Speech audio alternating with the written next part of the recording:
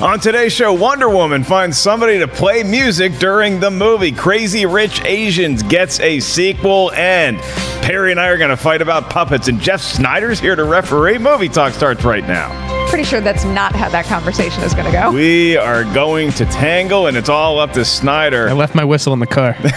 He probably does actually have a whistle in his car. That is Jeff, the Sneider. That is Perri Nemiroff, mother of Dewey. I am merely Mark Ellis. Hello and welcome to Collider Movie Talk, everybody. Got a great afternoon slate, a lot of exciting news stories to get to, some sequels to announce, not just the one that I said in the tease, and I have something to announce as well, and I'm very excited to finally have a working link so everybody in Atlanta can buy tickets to my show next Friday, August 31st, during Dragon Con in Atlanta. It's the first place I ever attempted stand-up comedy way back in 1941, and now I'm going to be headlining the Relapse Theater August 31st. You can get tickets right now at my website, markellislive.com. Use the promo code Schmoes to make them extra cheap. Whole lot of fun, some special guests appearing as well. Sorry for the shameless plug up top, but I just got to let the kids know we got a working link. We're like 10 days out, so Dragon Con. I'll see you guys there, Atlanta. Love you. Miss you. I'll be back soon. Our first story involves Hans Zimmer. Yes, the legendary Hans Zimmer will be scoring Wonder Woman 1984. And if you're searching who scored the first Wonder Woman, that person's name was not Hans Zimmer, although it was a very cool score. That was done by Rupert Gregson Williams.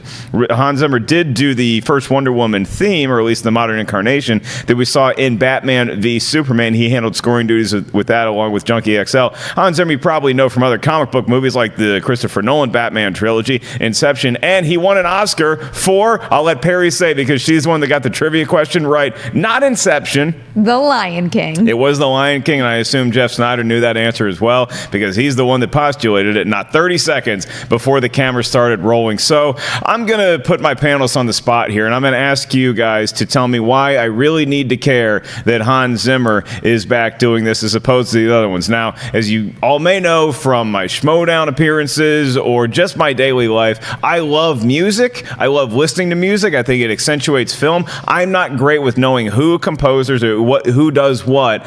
I don't know why this is going to be a big deal to me because we have the iconic Wonder Woman theme, and either Gregson Williams or Zimmer would be somebody I would trust with this material, Perri. There's a lot of people that I would trust with this material, but when I think about Wonder Woman and the score in particular, I think about that now iconic theme, and it was Hans Zimmer who created that. So even though I thought that the score in Wonder Woman was great. I mean, it was great / fine, but I didn't walk away from that movie necessarily thinking about the score of the movie as much as I did in, let's say, The Dark Knight, Inception, the many other things on Hans Zimmer's resume. So I think this is a really, really big win. I was reading the .com article where it was suggested that, yeah, it would have been nice to find some new talent to bring into the fold here. But in this case, I think if you have the opportunity to line up Hans Zimmer, you go with Hans Zimmer. You go with Hans Zimmer. That's what they did, Jeff. Why would you go with him over Rupert Gregson Williams? Is it just the matter of, hey, well, this guy originated the theme, and that's a big deal to Perri? Is it a big deal to the Sneider? It is. I love Hans Zimmer. I've loved Hans Zimmer since I was like a 12 or 13-year-old kid. A little wine acting out the end of The Rock in my bedroom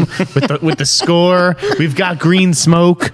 So yeah, I think this is a huge win for Wonder Woman. I think this is exactly the kind of thing. It's little things like this that are going to really help this sequel break that $1 billion mark, which the original got so close to in the 800 million range.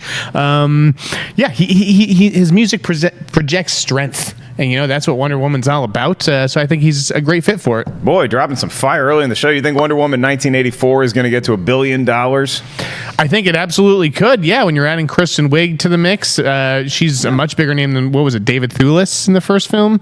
Chris Pine coming back as well, kind of a surprise. Exactly. And they're just, I think that there was maybe a little bit of fear the first time around with Wonder Woman. And we've seen these first look images that they're not shy about throwing out. Like, they're projecting confidence with this. I think that they're excited about it. I totally think it has a shot at $1 billion. If this movie comes out and the initial response from early screenings are as positive as what they were for the first Wonder Woman, I think it's got a shot. Well, what's interesting to me is that, Hans Zimmer's doing the score, and it's great. I've no bad things to say about Hans Zimmer, but the movie's called Wonder Woman 1984, so I think this is going to work a lot like what he did with The Lion King, where you have him scoring the movie, but you also have Elton John contributing a lot of songs to it. So what's the soundtrack of a movie that takes place, at least some of it, in 1984 going to be? Do you guys suspect that we're going to get a lot of pop numbers from that era in addition to his scoring? I would expect that, I think. When we're having a conversation about Hans Zimmer, my mind is immediately going to his score where, I kind of don't want too many pop references that take away from that at all. But with every single image we've seen, they're playing pretty heavily into it. And especially when I think about the footage that we saw at Comic-Con this year, that was, I liked what I saw, but I was kind of likening it to that Stranger Things parody piece of sorts that just came out, where it was playing into it to that extent, where, it almost did feel a little bit like a shtick. So I imagine we're going to get a lot of nods to the era in this one. Yeah, Jeff, I understand Perry's caution with that, because you don't want to turn this movie into Atomic Blonde, where it just feels like it's a music video. Right. Had a lot of cool fight scenes, but I think the story might have suffered, and in part because you're just jamming so many late 80s references and music into that movie.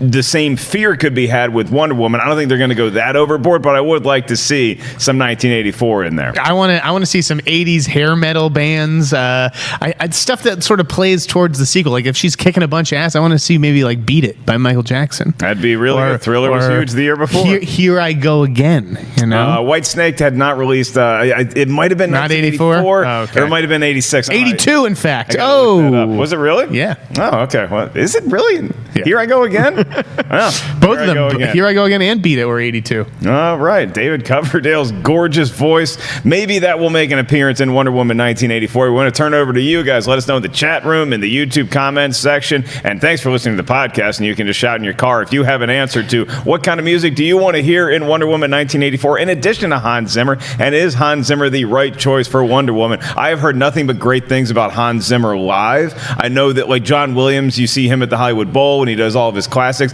I have heard that Hans Zimmer live is amazing because he does sort of the same thing at theaters where he will do scores to his own movies. Are you trying to rub it in? I was literally just having a conversation with someone about how last year somebody offered me a ticket to go with them to Hans Zimmer and I had to pass for whatever reason. Really? Yeah, I'm still like kicking myself over, but I did get to see John Williams at the Bowl and it was fantastic. Yeah, John Williams is pretty special at the Bowl. I was reluctant to do it, and I have some friends that are going to see John Williams. You know what night at the Hollywood Bowl? Soon, right? August 31st, which means where am I? Going to be working on my stand-up in Atlanta. Jeff Sneider, have you seen Hans Zimmer perform live? Do you have any desire to? I can't say that I have. Part of me is saying yes, you have, Jeff, but I can't recall. So no, I don't think I've seen Hans Zimmer live. I do like those big orchestral things at the Bowl, but I think I missed that one. All right. Well, sounds like it left an indelible impression on you if you did in fact see Hans Zimmer live. When did I see this? We move on to our next story, and that is Crazy Rich Asians is getting a sequel. And before you say, well, Mark, this just sounds like a quick cash grab because the first movie's doing very well, that movie is based on source material, and the source material continues into a trilogy of novels, and Warner Brothers owns the right to all three. And so they have gone ahead and given the green light to the second novel that I believe is called China Rich Girlfriend. Same author, Kevin Kwan, and John M. Chu, the director, is planning to return to direct this sequel, as well as most of the behind-the-scenes production crew is going to be coming back to make this movie. So this clearly is not a situation where a lot of times with comedies, you may see them do very well, and then they sit around and they wait too long. I could do the Big Fat Greek Wedding sequel. I could do Zoolander 2. I could unfortunately do Dumb and Dumber 2. There's a lot of comedies just took too long to make a sequel. Clearly, it's not going to be Crazy Rich Asians waiting too long. Jeff Sneider, do you think that this is going a little too fast, or that we're just riding a wave here and let's enjoy the crest? Definitely not moving too fast. This is what happens when you have a big hit movie. You get a sequel, the next weekend as soon as the actuals come in on Monday. I'm surprised that a sequel honestly was not announced before the weekend, but they probably wanted to see what the numbers were, and it did overperform. Maybe Warner Brothers sort of helped set those low expectations that we heard certain numbers thrown out there earlier in the week, and but I think this is great news. I loved the movie. I was not planning to see it. I had zero plans to see it. In fact, I remember talking to someone at Warner Brothers just behind the set a couple of weeks ago. They weren't. I was on the phone with them. Just obviously. behind the set. I was like behind here? the set. I was right. Yes, I was in this room. I was talking to them. They were like, "Do you want to come see Crazy Rich Asians?" And I was like, "No. Like Warner Brothers August slate is not for me. Like between that and the Meg, because I skipped both press screenings for that stuff." My girlfriend dragged me to see this movie this weekend, and it was a delight. It was wonderful. I cried like 4 or 5 times. Look at you! Yeah, so I'm psyched that there's a sequel coming. Constance Wu was someone who I don't think I'd ever seen her work before. She was great, but I think they need to change the title. China Rich Girlfriend. I don't like that.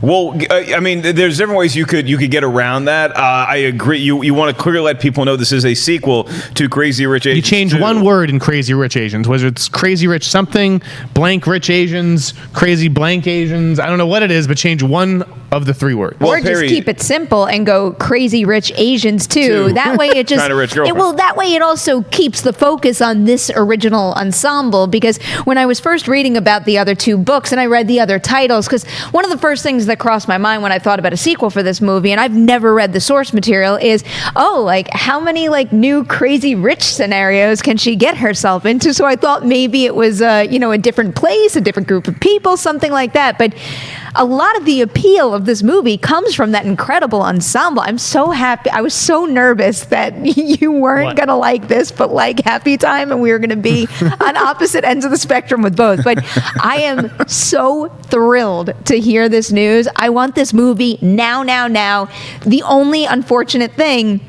is that John M. Chu's busy. He's got a lot of stuff going on. So I feel like even though they're making these kinds of announcements and moves early on and they're developing it and whatnot, I just have a bad feeling we're not going to see it for a while. It's a couple years off, 2-3 years off. Yeah, you're right. John Chu is busy within the Heights. And that's, frankly, that's one of the dangers of attaching to all these different projects. Like, well, what happens if the project that you're working on is a huge hit and they want you back? Yeah, he's got a couple TV series that are in pre-production right now. That movie you mentioned, In the Heights, it's slated for 2020.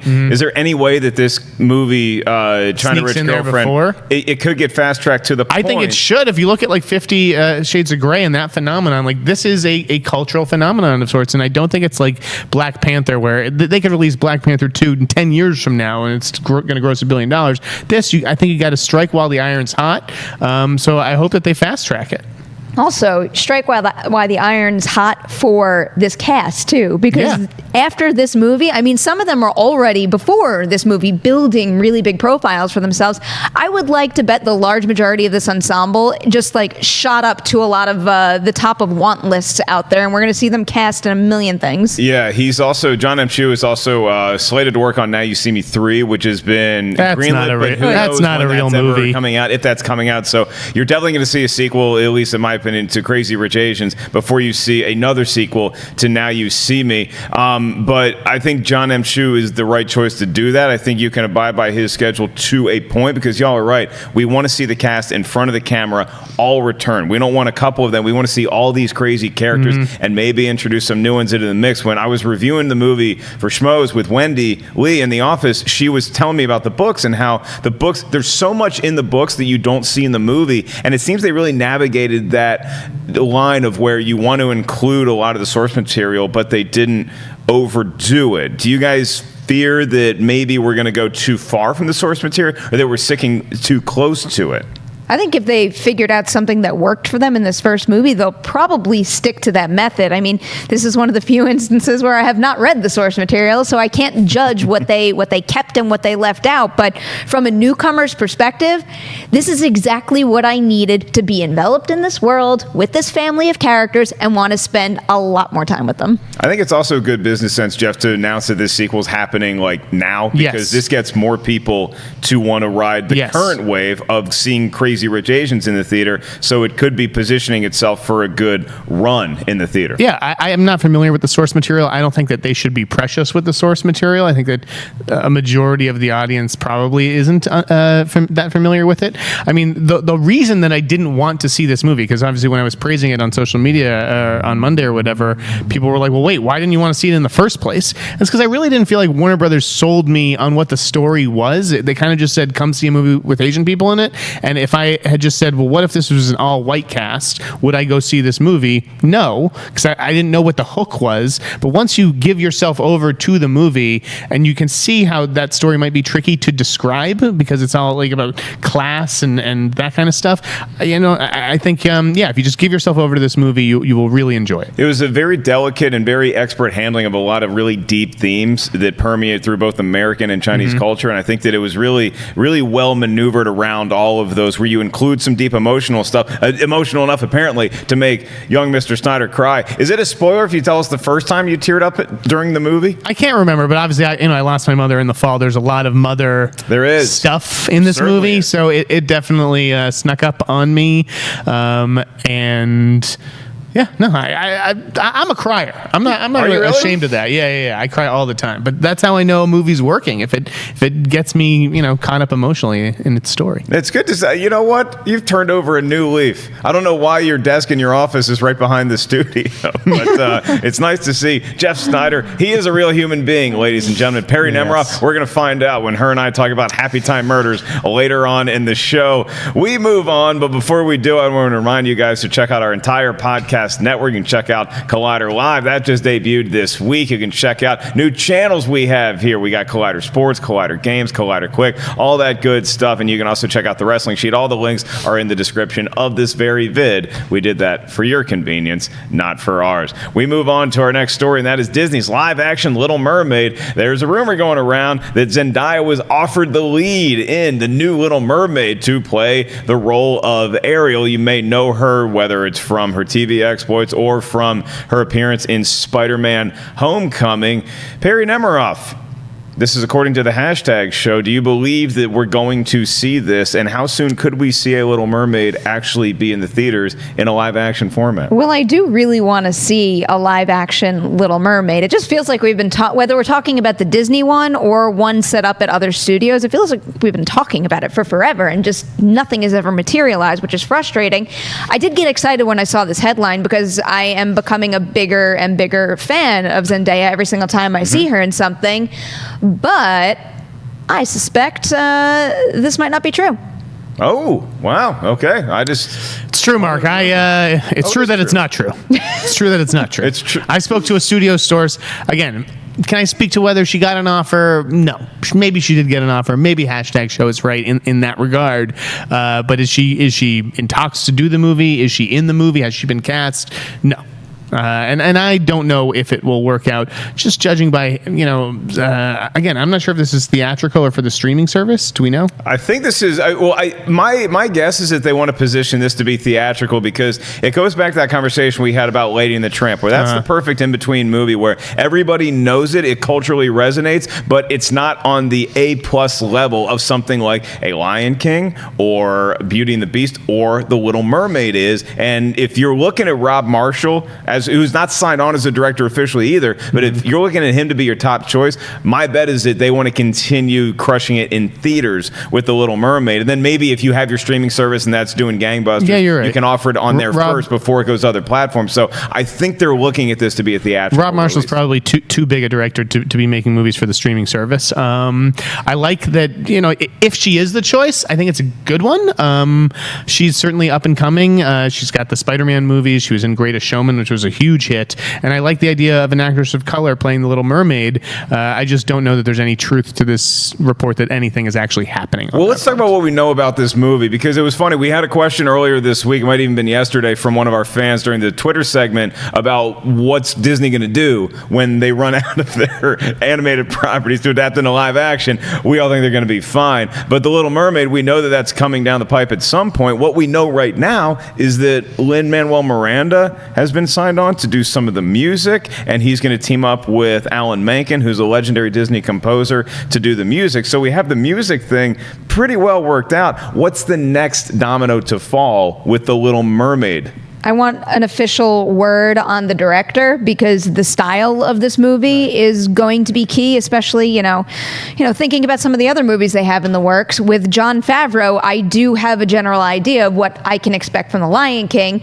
With Guy Ritchie, it's a little more of a toss-up given his style that we know him for and what we've seen them do with the live-action adaptations. And, I kind of hope this is a good thing for Rob Marshall, because Rob Marshall's the one who's doing the Mary Poppins movie, right? So I assume things are going well there and they're happy with him. So I think it could be a good pairing. But, the obvious other big thing, which is why this story is on the show at all, is because that lead role is a huge get for a young actress out there, whether it's someone more well-known, someone who is still up and coming. And, when Jeff told me that this was likely not going to be the case in the end with her taking the role, I started to think of some other potentials. And have either of you watched that Netflix movie, To All the Boys I Loved Before? With Lana Condor? Have not. She is my new favorite.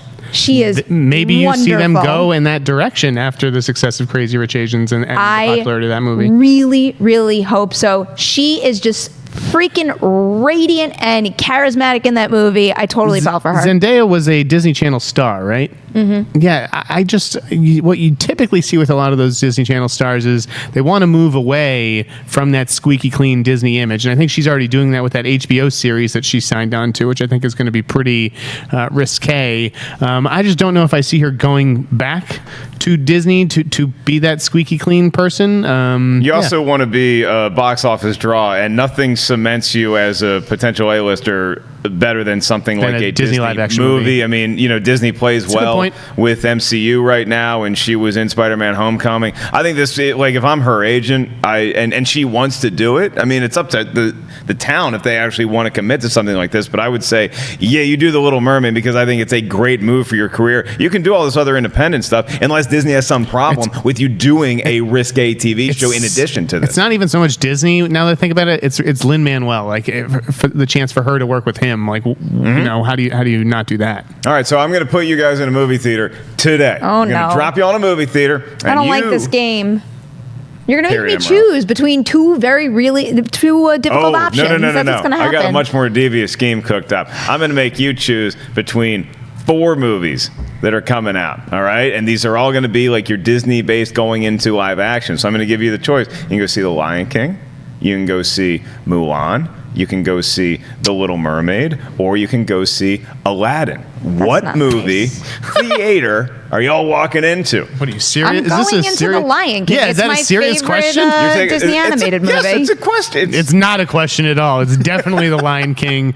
Aladdin, I don't know about that movie. That could be a big flop next year. Mulan, I'm just not interested. Does that make me a bad person? It does not make you a bad person. Well, I wasn't interested in Crazy Rich Asians either. So I feel like you make a little. Actually, no. This is not entirely true. I was going to say between all those options presented, you make the smarter decision by picking the one that we've seen more promising material from so far. The Lion King, you mean? I mean, we really haven't seen anything. But isn't the Lion King the most like story. Exactly it's what you're getting to, though? You know you're going to get a really good movie, and I'm not saying it to disparage the Lion King or what Jon Favreau's doing that, but you know what you're getting with that. I'm just so curious about what Guy Ritchie's going to do with Aladdin. Why'd you take out Dumbo? Fan. We all know that because I forgot about it. That's why I took Dumbo you were at out. CinemaCon, right, Perry? No, I wasn't. No? So you didn't see the Aladdin stuff? I didn't see it. Does Dumbo change your mind? Dumbo looks really good. Like if Dumbo was in that 4, I might have picked Dumbo because I've actually heard really good things about that. But Aladdin, man, I don't know. All right. Well, I got a contest that we can have when Dumbo comes out in theaters. You can put me and Jeff Sneider in a theater together and see who cries first, because I am going to be. I'm just going to turn into a puddle. And that I did it the trailer, and I wasn't even at CinemaCon. So you saw more footage. There's than I did. magic to Dumbo, I don't. Jeez. Whew. Movie wrecks me. It's gonna literally crush me. But I think The Lion King's gonna be like the best movie. It could be the best movie of all time. I'm just very curious about Aladdin. I gotta know. I'm gonna be sitting in the theater watching The Lion King with you guys, and I'm gonna be thinking, man, what the hell's happening in that theater next door? You're gonna be wishing for Bright 2, I think. I don't think it's gonna get quite to that level. Well, Bright 2 has been greenlit. Another Netflix movie that has been greenlit as a sequel would be Death Note 2. Netflix is developing a sequel to its live-action action Death Note adaptation. It was obviously original, a very popular anime manga film. The first Death Note movie was directed by Adam Wingard, and it premiered in late August 2017. A lot of people were talking about it at Comic-Con that year, and it came out, and I believe it debuted at Comic-Con. They had a midnight screening kind of thing. I didn't hear rave reviews for Death Note, but the film did well enough on the streaming service, and it's following the storyline of Bright, where it didn't get rave reviews, but apparently it got enough clicks and people interested in it to warrant a sequel. So it's actually being written by Greg Russo right now. He's a newcomer. He's working on the script, and he's also working on the Resident Evil movie reboot. So wait for that one with bated breath, too. According to the article, the Netflix chief content officer, Ted Sarandos, called the film a sizable success. They just never give numbers. He said it's a sizable success, and he said that in our earnings call back in July. We don't know if Adam Wingard's going to come back to direct, but we know that Netflix wants another Death Note movie. Y'all who've seen Death Note, either one of you, does the movie deserve a sequel? Does it, even if the movie itself wasn't great, does it deserve another shot on Netflix? Perry, let's look at each other and say this will do one word in unison. All right, 1, 2, 3. No. Oh.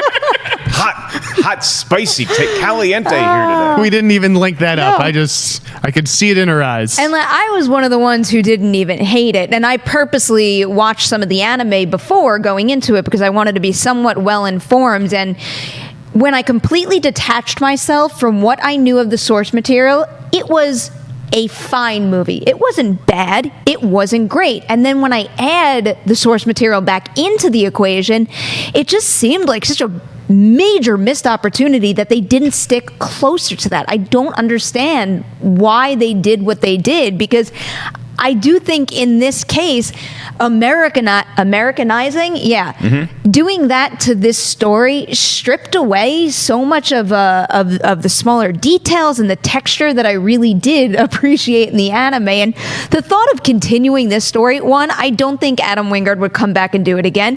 I think Nat Wolff has better things to do also. And if you're not going to bring his character back, him in that role, what's the point? To me, I read this as, and also, what the heck does sizable mean? I mean, come on. They have to hit this point where they need to release some hard data for me to believe that word sizable would mean the same thing if I applied it to a box office release. I think this is just them having the property, churning out nonstop original content, and just making another one. But do you feel the same way with Bright, too? Do you feel like that wouldn't have done anything in the box? I mean, it's not really a question of whether it would have been successful in a theater. It's just that it's a different market you're going after. You're going after people sitting on their couch who want to click on something interesting. So you think Bright did a lot better than Death Note? I do believe that Bright likely did a lot better than Death Note. I think that's the case. But even with Bright, I mean, we're going by Netflix's word alone. There is no data out there to support. I mean, even with what we were talking about earlier, and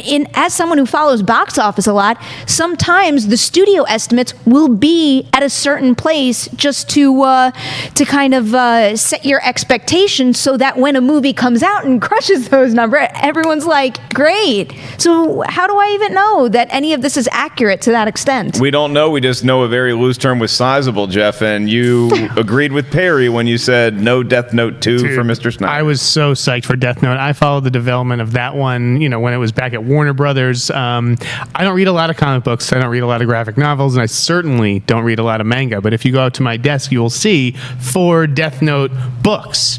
I read 1,400 pages of Death Note, and then all leading up to this movie, and then the movie was bad. I mean, it was not good. Adam Wingard has definitely moved on from this property for sure. He's doing the new Godzilla Kong movie. He's on to bigger and better things. Nat Wolff, I'd say 2 years ago or a year ago, I might have said differently, but I actually think he would return nowadays for Death Note 2. And I think that Lakeith Stanfield actually really enjoyed playing that L character. I think he would be up for a standalone movie. He was tweeting about it recently. That is hands down my most unforgettable interview of my entire life. He's bizarre, but I love the guy. He's a weird interview, right? I've heard that he is not always weird in interviews, but he was definitely semi in character for my interview. I see. And that was weird. That's kind of fascinating, just because I always liked the battle between Light and L, but yeah, the movie did not do a good job illuminating that. So I would say I understand why they're making a sequel, because I bet it was a big hit, especially overseas. Like they eat up these movies, anything to do with Death Even Note if it got in Americanized, though, like that's my question with the sequel. Of course. Is there a way to course correct with the sequel to the point where you can appeal more to the fan base, even like yourself, that knew the manga, knew the anime, and that's what they were hoping for? No. If they wanted to just do that, then they would just make another Asian language, foreign language Death Note. They will still watch, English language films, though. So I think that they would make a sequel to this. Wouldn't necessarily be for the U.S. market, because I think it was kind of met with, a shoulder shrug here. But I understand how it could be a sizable success for Netflix in that metric system. All right, well, interesting. We also want to hear y'all's thoughts on Death Note and Death Note 2, the sequel that has been greenlit. Don't have a director quite yet, but the panel here does not think Adam Wingard is going to return. So it's something y'all want to see? Let us know right now, and you can tweet us anytime at Collider Video. Right now, do that and use the hashtag Collider Movie Talk, because we're going to close the show out as we discuss any movie topic y'all want to do, whether it's something that relates to what we talked about today or anywhere your crazy minds want to go.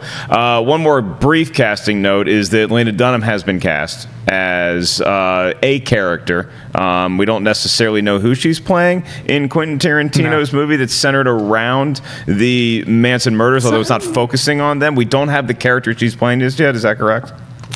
Correct? I don't know who she's playing. I mean, it's 69. She could be playing some flower power hippie type, hanging out in Haight-Ashbury or whatever.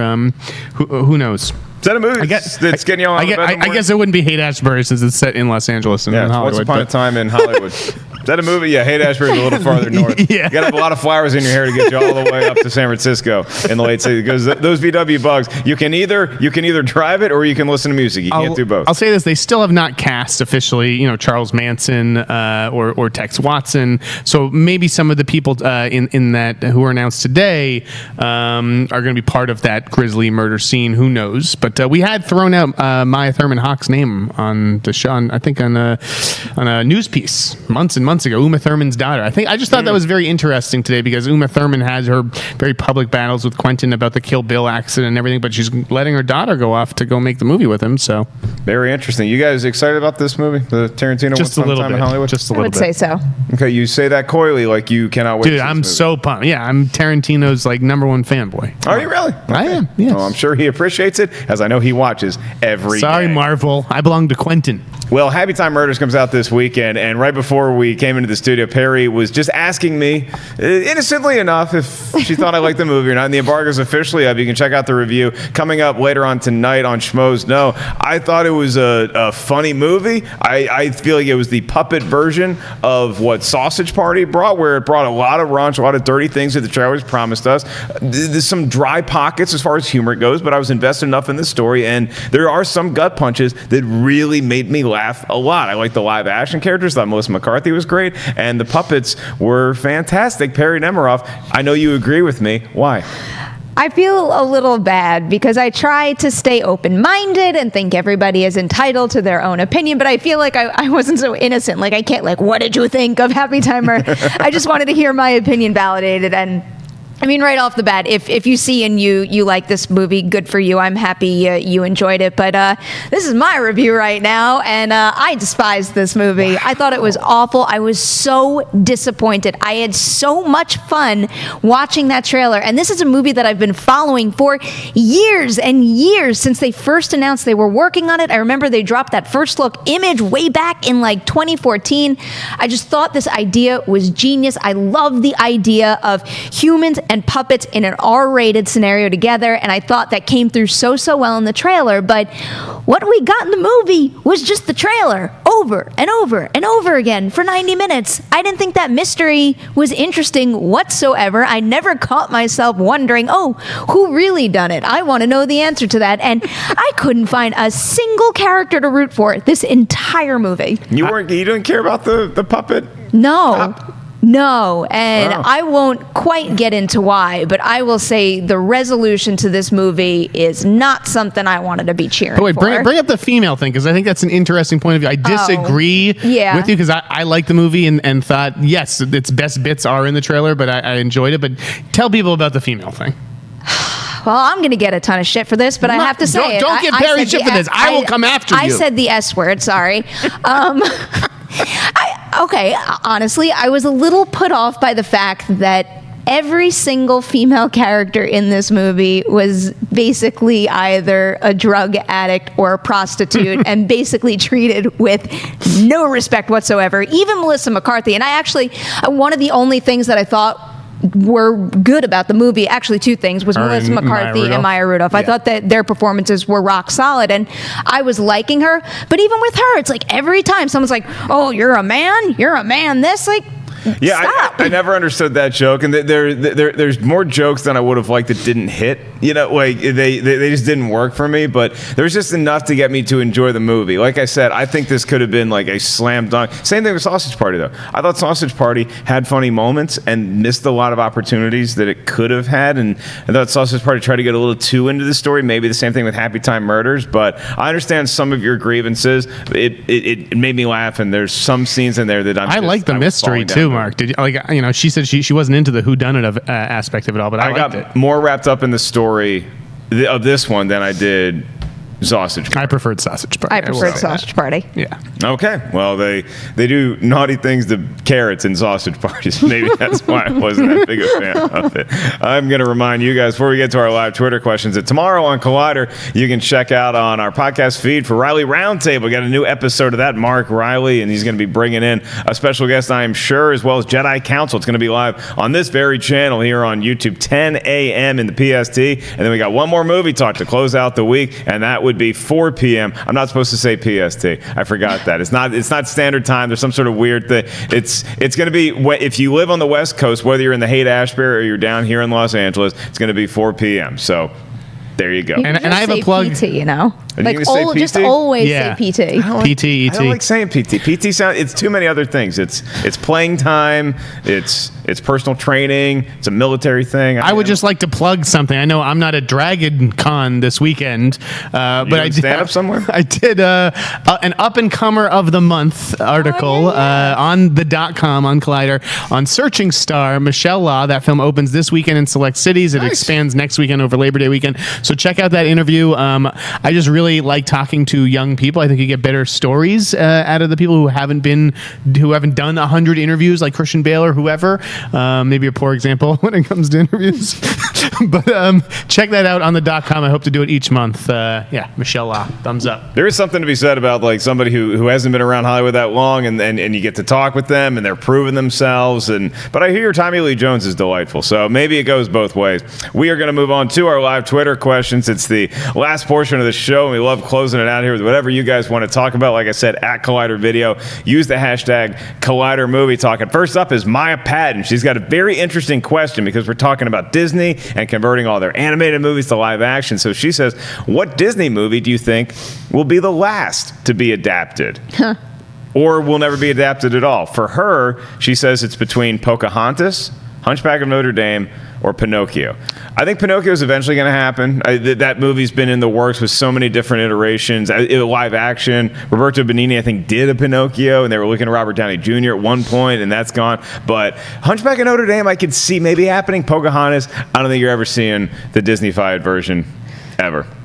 No. Ever, never. I think if they continue to perform well, we'll see all of them. I think they're going to get crushed for what they did with the storyline and how they deviated from action. I grew up in Colonial Williamsburg. Things can be adapted. That's the benefit, is that the stronger elements of the story today, they can be used, and then you could change other things. So I think that one could be on the table. And, if you want to know what's likely to be adapted, I would go to the Wreck-It Ralph scene and look at that princess room and basically make sure every single princess in that scene has a live action adaptation. Okay, that's good. Jeff Sneider, you got any take on what the last Disney movie, or if there is one that exists that is not going to be adapted? Brother Bear. You're such a cheater. You're your computer. Probably a good one. I don't think you're going to see Brother Bear Song in the South anytime soon. Not exactly known as the classic Disney animated movies. All right, if I had to do a classic one off the top of my head, I don't even know. I don't know.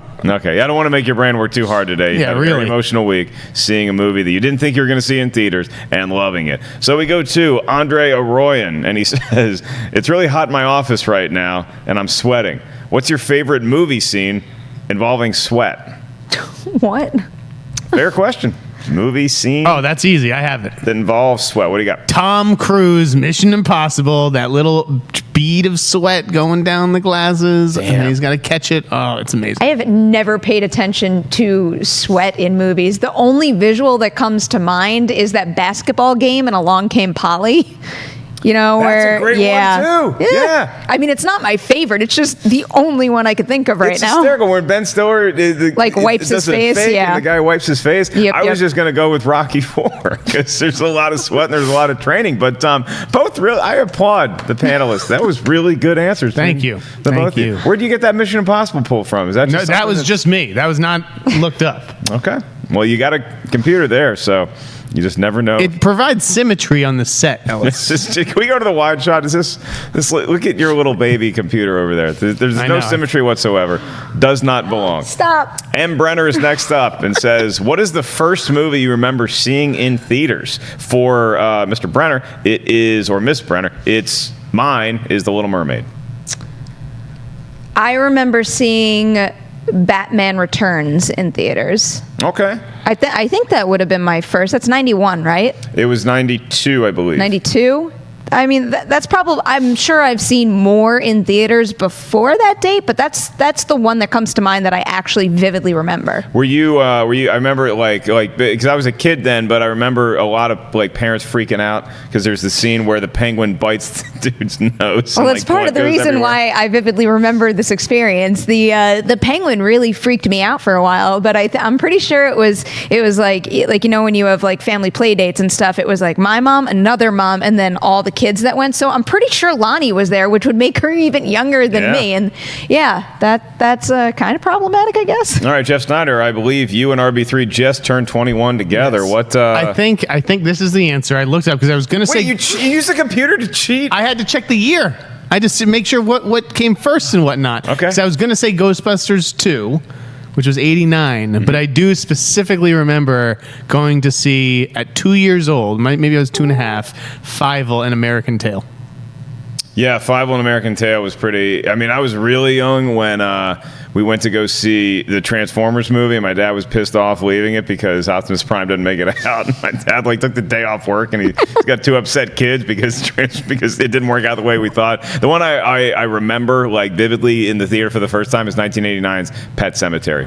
Wow, Ooh, that's a good one. that Perry is and a I are good definitely one. wishing that we were old enough to have seen that in the A theaters. little bit, yeah. 'Cause they don't even do revivals of that. Like, have you ever seen that at a rep house, Pet Cemetery? I've never I would- seen I Pet would go- Cemetery on the They big screen. did it at the one at the Beverly, the new Beverly, Beverly? like 5 I would years totally ago. go Always see count that. on the new Bev for stuff Yeah. like that. That's been closed though, right? It's being remodeled, but 5 years Let me ago ask you it was this though: thriving. like, none of us have kids, but when do you start taking a kid to the movies?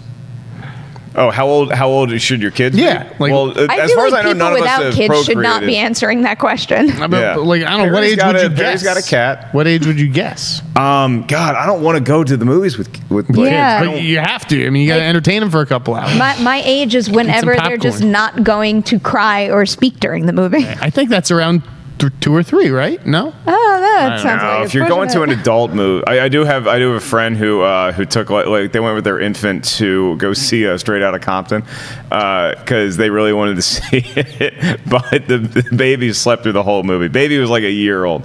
Baby slept through the whole movie. So unless it's a screening Missed that's a good for one. kids, like I have a niece and she dressed up to go see Labyrinth. She dressed up as Jareth.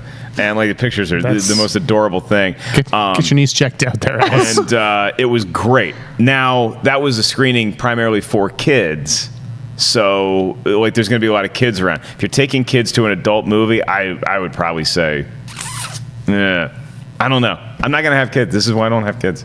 I don't want to even worry about this stuff. All right, Izzy got real. Loreno is next up and says, "Will you guys come to New York Comic Con?" We want more Mark Ellis in New York City. I'm coming to Comic Con. I got a show there. Don't worry about it.